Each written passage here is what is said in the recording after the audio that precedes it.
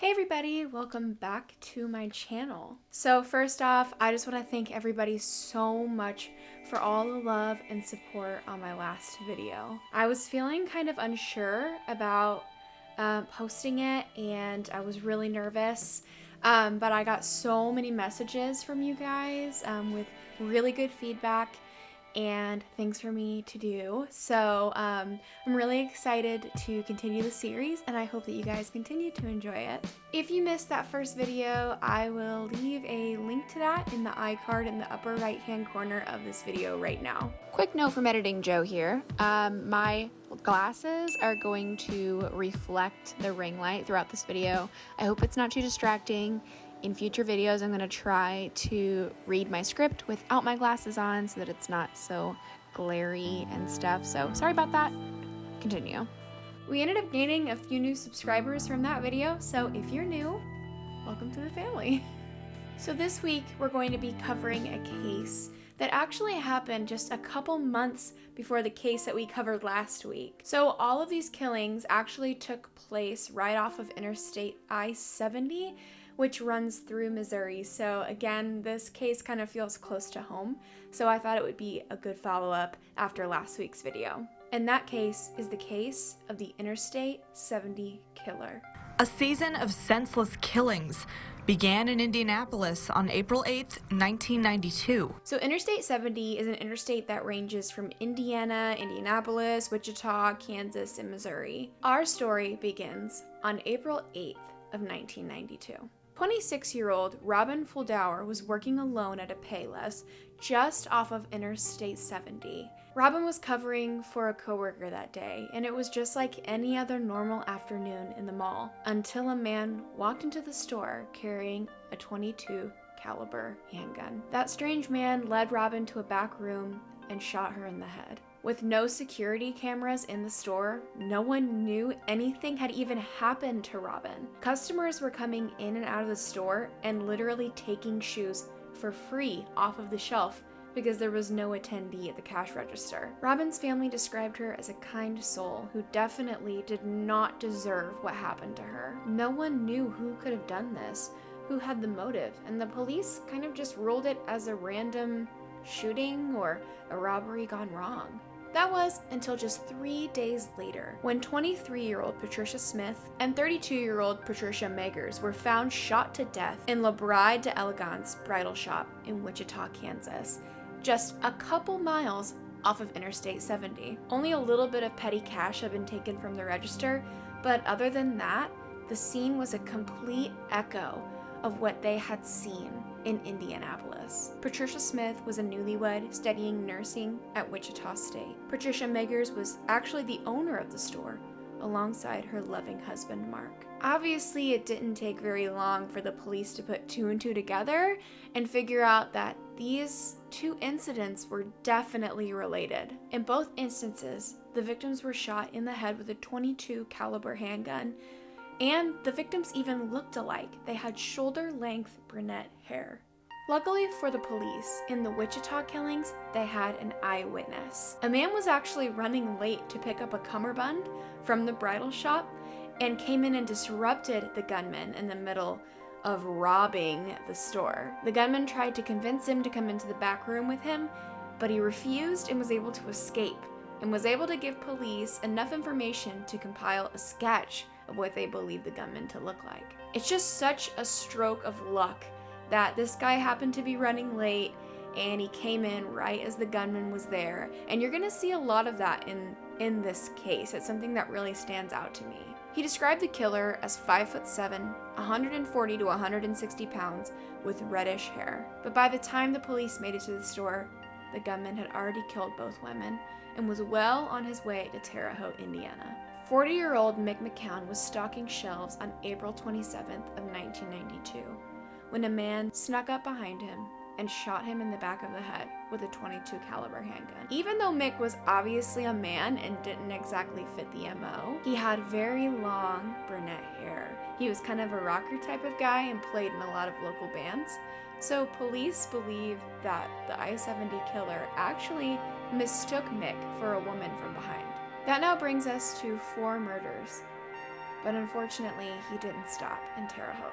On May 3rd, just a week later, 24-year-old Nancy Kitzmiller was working alone in St. Charles, Missouri at a boot city just off of I-70 when a man came into her store and shot her. One really devastating fact about Nancy's killing is that just a few weeks after when she died, she was set to take up a cartography job in St. Louis. If the killer had just come 3 weeks later, she would not have even been in the store. Again, just 4 days later, 37-year-old Sarah Blessing was murdered in the same fashion while working alone at Store of Many Colors in Raytown, Missouri.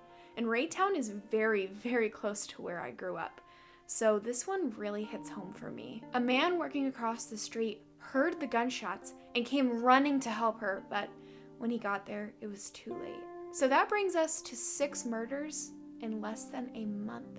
After this last murder, the murders just come to a complete and total stop. It appears that this series of homicides were just about finished, or they had stopped almost as quickly as they had started. After the murder stopped, however, the police were able to work together, which is something you never really hear about. Usually the police departments are competing with each other, they don't want to cooperate with the FBI. But between the FBI and all the various cities' police departments, they were really able to put their heads together, gather some information, and come up with a few leads. So their main suspect was Donald Waterhouse. Just a month before the killings began, Donald killed his mother and his stepfather with, you guessed it, a .22 caliber handgun. After killing them, he vanished practically into thin air until he abandoned his truck in St. Louis and was later tracked down in Oklahoma. Again, you don't really hear about police departments working together, but during this time, all these police departments are swapping notes, swapping information, being extremely cooperative. But even with everyone working together, they couldn't compile enough evidence to convict Donald. And so that trail went cold. Interestingly, there were 3 additional killings in Texas that fit the MO of the I-70 killer during the time that Donald was in prison serving the sentence for killing his mother and his stepfather. 51-year-old Mary Ann Glasscock was shot while working alone on September 25th of 1993. Again, a woman working alone in the middle of the day. A month later, 22-year-old Amy Vess was killed in the exact same way. The last victim of these shootings was 35-year-old Vicki Webb, who managed to actually pull through and survived the shooting. They've never really been able to make a solid connection between the Texas shootings and the I-70 killings, but the MO is exactly the same, which totally disqualifies Donald Waterhouse as a suspect, unless this was a copycat. Another person of interest in this case is Herb Baumeister from Westfield, Indiana. He was a businessman who traveled quite frequently, so his presence along I-70 was pretty well easily explained away. He matched the description to the sketch almost exactly, so police decided to raid his house, and when they did, they could not believe what they found. Not only did they find a .22 caliber handgun, the same handgun used in all of the I-70 and Texas killings, they found the bodies of 11 men. 11 men. Even with the skeletal remains of all these men, there was no way to tie him directly to the I-70 killings. It seems like every time police find a suspect, it's like they find all this other horrible dirt on them, but they can't find the exact connection to these other murders. Unfortunately, we will never know for sure or get a confession from Herb because after the raid, he actually committed suicide. I think one of the more upsetting statements about this case is from Patricia Smith's father. He was quoted as saying that he had totally given up hope that he would ever find justice for his daughter. And he actually passed away not long after that, so he never really did get that closure. I just can't imagine how horrible of a place you'd be in emotionally and feel so hopeless if you were never able to find justice for your daughter. All these horrible people that can somehow be lightly connected to the case can never really be nailed down. I mean, that would be so hard. I haven't given up hope on this case yet. I really believe that cases like the Golden State Killer and finding him can help inspire hope that crime scene technology is always improving. And, as DNA evidence improves, as, all this crime scene technology recreation and things like that improve, I'm sure that there will be a way that they can find out exactly what happened to all these women and to Mick. We always kept an officer working this case and supported the investigation overall.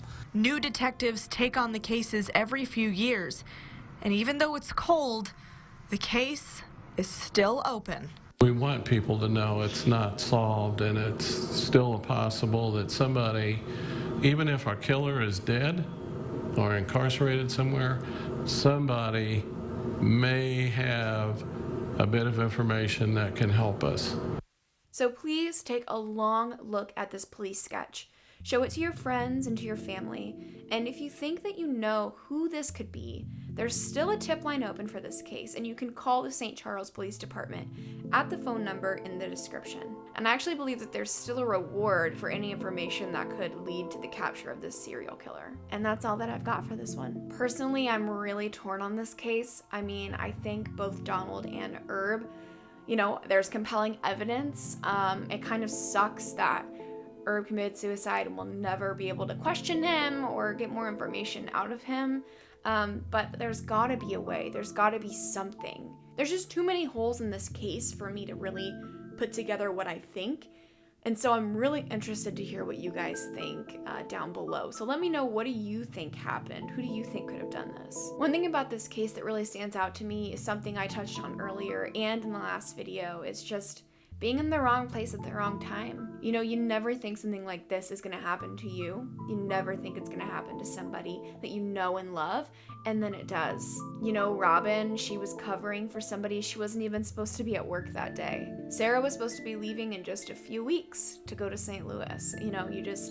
You never know. And so I think it's especially important to be really aware of the types of things that can happen to people, so you can keep yourself safe. Got any ideas for cases I should cover in this series? Leave a comment down below and let me know. Alright guys, stay safe, and I'll see you in the next one. Bye!